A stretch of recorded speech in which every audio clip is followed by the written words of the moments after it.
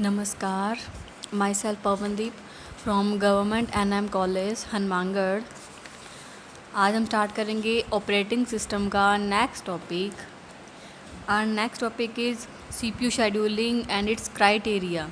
मैंने आपको शेड्यूलिंग के बारे में बताया था कि शेड्यूलिंग किसे कहते हैं कि यह एक ऐसा कंप्यूटर प्रोग्राम होता है जिसका किसी भी जो प्रोसेस होती है उसको किस तरह से हमने हैंडल करना है, उसको स्टार्ट कैसे करना है, उसको एंड कैसे करना है, और बीच की जितनी भी प्रोसेस होती है कि किस चीज़ को कैसे पहले प्रायोरिटी देनी है, किसको बाद में हैंडल करना है, किसको इंटरप्शन के कारण रोकना है और किसको आगे से कंटिन्यू रखना है, वो सब चीज़ें कहाँ डिस्कस होती हैं? शेड्यूलिंग में।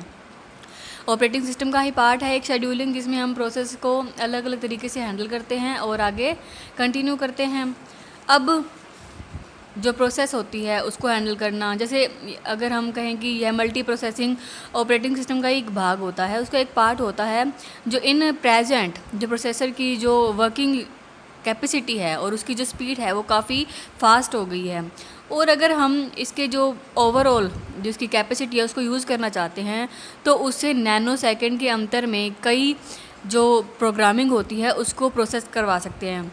ये जो वर्किंग है मल्टी प्रोग्रामिंग ऑपरेटिंग सिस्टम के द्वारा कर सकते हैं उसको। इन प्रेजेंट जो इसको चेंजेस करने होते हैं उसकी नीड अलग अलग प्रोग्रामिंग को अलग अलग कन्वर्ट करके करते हैं। जैसे मल्टी प्रोग्रामिंग होगी, मल्टी प्रोसेसिंग होगी। अगर हम मल्टी प्रोग्रामिंग कर रहे हैं एक ही सिस्टम में, हम मल्टी प्रोग्रामिंग कर रहे हैं, वर्ड भी चला रखा है, पेंट भी चला रखा है, प्रोग्रामिंग कर रहे हैं, डेटाबेस कर रहे हैं, उनको अलग अलग तरीके से हैंडल करते हैं। उनकी शेड्यूलिंग बना दी कि हाँ इतने टाइम से इतने टाइम तक ये काम करना है, इतने टाइम से इतने टाइम तक ये काम करना है।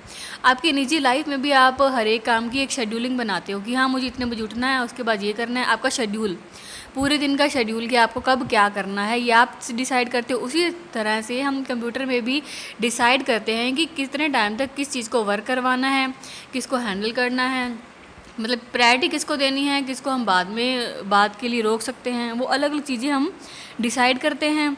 अब जो सीपीयू शेड्यूलिंग होती है, सीपीयू शेड्यूलिंग में क्या होता है कि इसका मेन जो एम होता है वो होता है कि हम सीपीयू हमेशा वर्किंग में बिजी रहता है। क्यों? क्योंकि हम कोई भी इंस्ट्रक्शन या कोई भी इनपुट डेटा में एंटर करते हैं, सिंपल एक डिजिट भी एंटर करते हैं तो सीपीयू में जाके वो कहाँ होती है? स्टोर होती है। मेमोरी उसे एलोकेशन देती है, स्पेस देती है कि हाँ सीपीयू में ये जगह, इस जगह ये डेटा सेव हो जाएगा और उसका एक एड्रेस बन जाता है कि हाँ इस एड्रेस पे ये चीज़ सेव हुई है, ताकि इन फ्यूचर हमें जब भी हो चाहिए तो हम उसको गेट कर सकते हैं।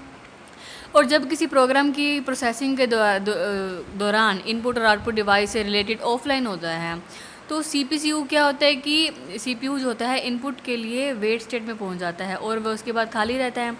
इनमें जो स्टेट्स होती हैं, मैंने आपको स्टेट भी बताई थी शेड्यूलिंग में, न्यू, लाइक स्टार्ट, फिर उसके बाद क्या होता है वेट, रनिंग, अबॉर्ट, टर्मिनेट, ये अलग अलग स्टेटिंग होती हैं।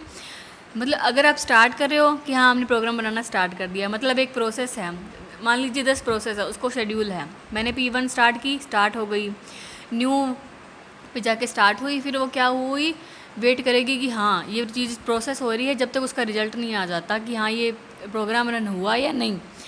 जब उसका रन हो गया फिर वो कहाँ जा, वेट करने के बाद कहाँ चली जाती है? रनिंग स्टेट पे कि हाँ वो रन हो गई। रनिंग करने के बाद क्या चलती है? टर्मिनेट पे कि हाँ वो बंद हो जाती है कि हाँ हमारी प्रोसेस जो शुरू हुई थी वो उसका काम ख़त्म होने के बाद वो बंद हो गई, टर्मिनेट हो गई।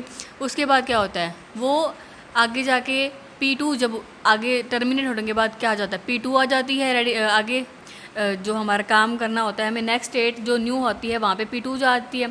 मतलब जो नेक्स्ट प्रोसेस वर्क कर रही होती है, वेट कर रही होती है, वो आगे आ जाती है रनिंग स्टेट पे और फिर उसके आगे वाली कहाँ जाती है? वेटिंग स्टेट पे। इसी तरह से एक एक काम खत्म होता जाता है और आगे से आगे चलता जाता है। इसी तरह से जब ओवरऑल प्रोसेस खत्म हो जाती है तब हमारा शेड्यूलिंग का काम खत्म हो जाता है।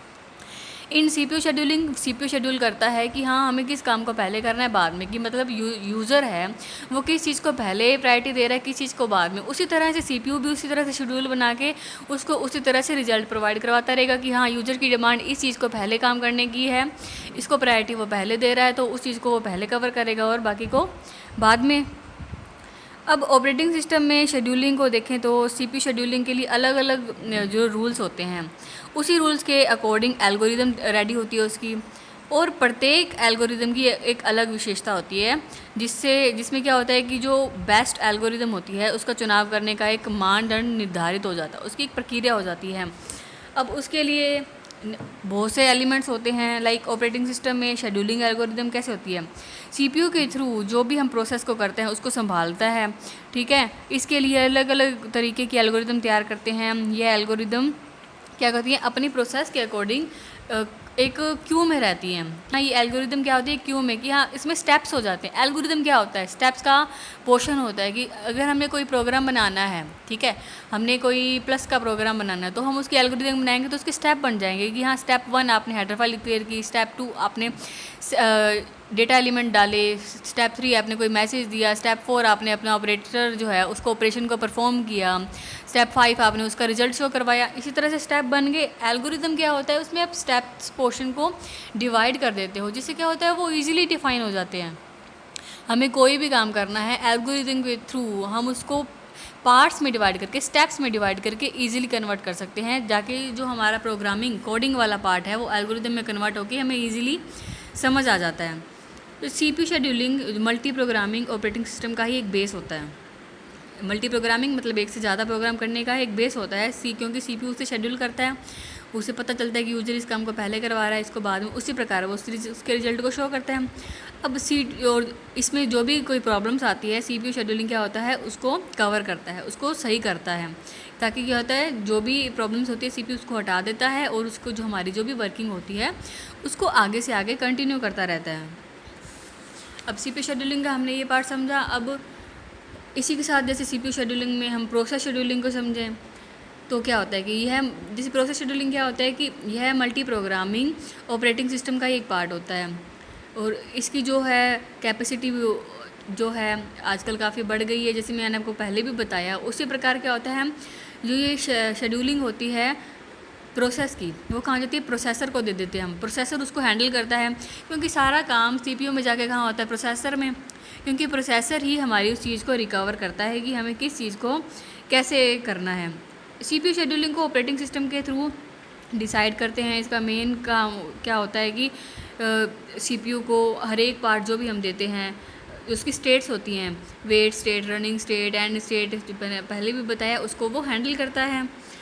अब जैसे रनिंग स्टेट होगी या नोट रनिंग होगी, रनिंग में क्या होता है कि जब ऑपरेटिंग सिस्टम के थ्रू नया प्रोसेस बनाया जाता है तो वह प्रोसेस जो है रनिंग मतलब एक चालू स्थिति में वो एंटर कर देता है कि हाँ ये चीज़ एग्जीक्यूट हो रही है, एग्जीक्यूशन पोर्शन पे वो पहुंच जाता है। नोट रनिंग में क्या होता है, जब कोई प्रोसेस नहीं चलता तब उसे क्या रखा जाता है, क्यू में रखा जाता है। मैंने आपको बताया था इससे पहले कि जब हम P1 से P10 तक प्रोसेसेस वर्क करवा रहे हैं, सपोज़ कि P1 वर्क कर गई, P2 वर्क कर गई, 3 कर गई, फिर 4 किसी कारण से रुक गई, तो या तो कंप्यूटर के पास दो ही चीज़ें होती हैं एरर हैंडलिंग के, या तो वो उसी टाइम हैंडल करता है, अदरवाइज वो उसे स्टॉप करके या तो रीस्टार्ट करेगा या फिर उसे रोक के अदर स्टेट पे मतलब नेक्स्ट प्रोसेस पे वो चला जाएगा। इसी तरह से इसमें क्या होता है कि P4 को हम इंटरप्शन के कारण अगर वो रुक गया है तो हम कहाँ जाएंगे, नेक्स्ट स्टेट पे, P5 पे चले जाएंगे, P6 वर्क कर गई, P7 वर्क कर गई, P8 वर्क कर गई, इसी तरह से वो चलती रहेगी। अब जितनी भी प्रोसेसेस हैं वो वर्क करती जाएंगी, कंटिन्यू चलती जाएंगी, और जो हमने प्रोसेस वर्क करवा ली, हमारी 1 से 10 तक प्रोसेस रन हो गई, तो जितनी भी प्रोसेस वर्क करके ख़त्म हो गई वो तो आ गई रनिंग स्टेट में, टर्मिनेट भी हो गई। अब जितनी रह गई लाइक P4 रह गई, P7 रह गई, P9 रह गई, ये 3 प्रोसेस क्या थी, इंटरप्शन के कारण रह गई, तो इनको क्या करते हैं हम रिकवर करते हैं। अब रिकवर करने के बाद क्या होता है कि इन प्रोसेस को फिर से रीस्टार्ट किया जाता है, उनमें एंट्री दी जाती है, जो इंटरप्शन के कारण प्रोसेस रुक गई उसको हम रिकवर करके फिर से वेटिंग स्टेट से रनिंग स्टेट में लाते हैं, और जब उसकी इंटरप्शन दूर हो जाती है वो फिर से रनिंग पोजीशन पे जाके वर्क कर लेती है, तो वो नेक्स्ट पोजीशन पे जाके ख़त्म कर लेती है। इसी तरह से 1 से 10 तक जितनी भी प्रोसेसेस होती हैं वो वर्क करती रहती हैं, ज़रूरी नहीं है कि हम कंटिन्यू एक सीरीज़ में ही उसको डिवाइड करें। अब इन CPU scheduling, process scheduling and simple scheduling, तीनों में यही काम होता है कि आप कैसे उसे वर्क करवा रहे हैं, कैसे उसको एंड करवा रहे हैं। शेड्यूल आप कैसे भी बना सकते हैं सिंपली, जैसे आप नॉर्मल लाइफ में आपको पता नहीं है कि ये काम हमें 5 बजे करना था तो हम पहले भी कर सकते हैं, उसी प्रकार से P7 को जरूरी नहीं है कि हम बाद में ही वर्क करवाएं, उसे पहले भी वर्क करवा सकते हैं। सिंपली इन शेड्यूलिंग में यही होता है कि हमें किस प्रोसेस को पहले वर्क करवाना है और किसको बाद में।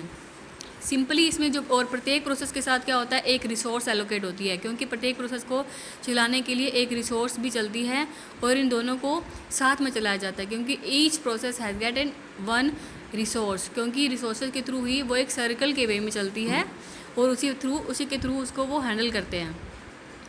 आज हमने डिस्कस किया CPU शेड्यूलिंग, प्रोसेस शेड्यूलिंग और सिंपल शेड्यूलिंग के बारे में भी। धन्यवाद।